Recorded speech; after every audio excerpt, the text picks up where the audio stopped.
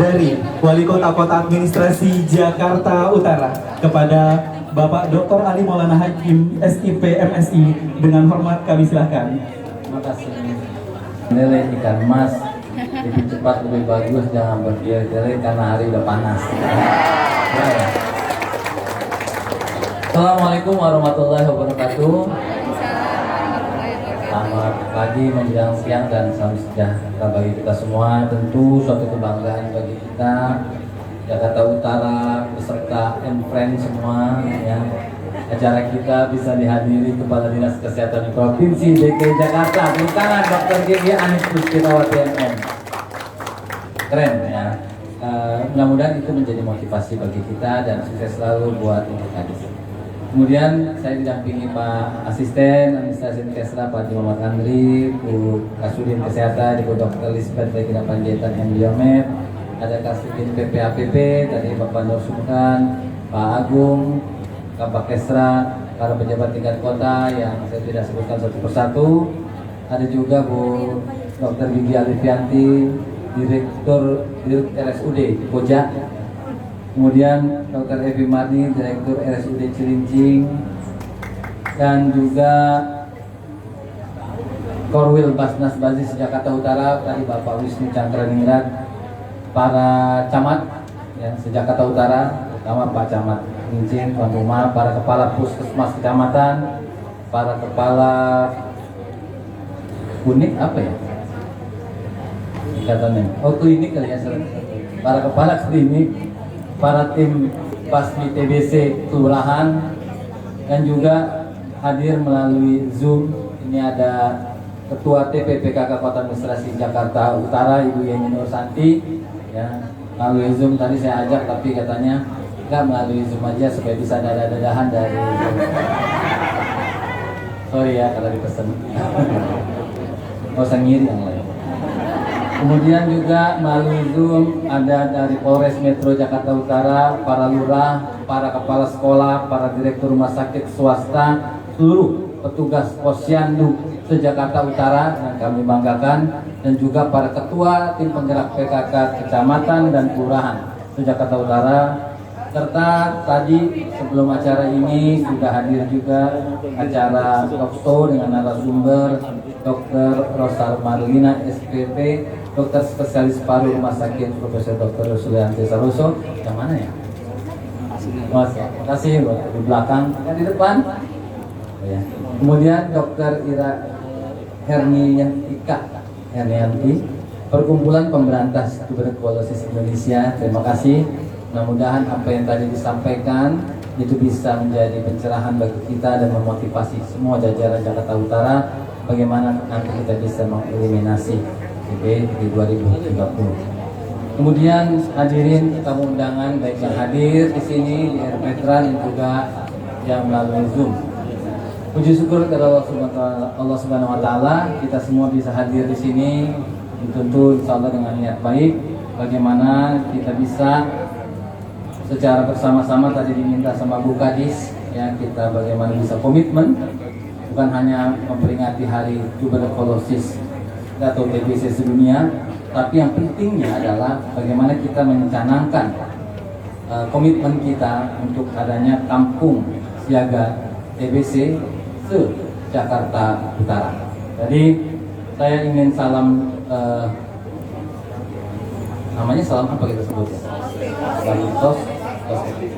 Salam TOS TBC Jakarta Utara. TOS itu singkatan temukan, obati sampai sembuh. Jadi bukan TOS begitu ya, bukan ya. TOS bukan, ini TOSS. Sama-sama ya. TOS TBC. Pasti TBC dengan jaring ikan sepat. Tepuk tangan. Apalin ya. Nanti akan ada pertanyaan tentang singkatannya. Tadi hadiahnya belum ada, maksudnya. Ada Pak Duit. Tadi disampaikan dari narasumber juga Bu Kadis dan Bu Kasudin bahwa TBC itu udah jadi perhatian dunia dan kita bukan kalah dari India sedunia, tapi kita menang hanya dari India karena ini soal menang-menangan dikit-dikitan gitu. kita nomor 2, tapi memalukan memang ya.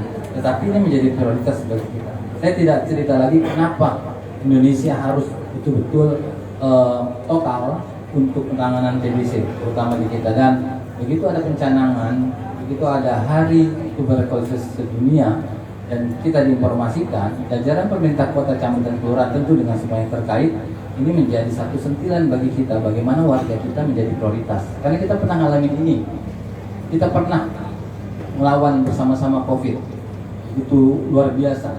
Tapi kita berhasil keluar. Dan juga banyak teman-teman kita yang sudah menjadi korban. Dan ini jangan sampai terulang. Nah, akhirnya kita bilang, oke, kita canangkan. Pak, jangan dulu. Kenapa? Tingkat provinsi belum. Oh ya udah. Ini karena semangat bukan karena mau duluin, bukan. Karena kita semangat begitu bahaya. Camat siap, lurah siap. Jadi bagaimana pencanangan kampung siaga TBC Jakarta Utara ini kita jadwalkan.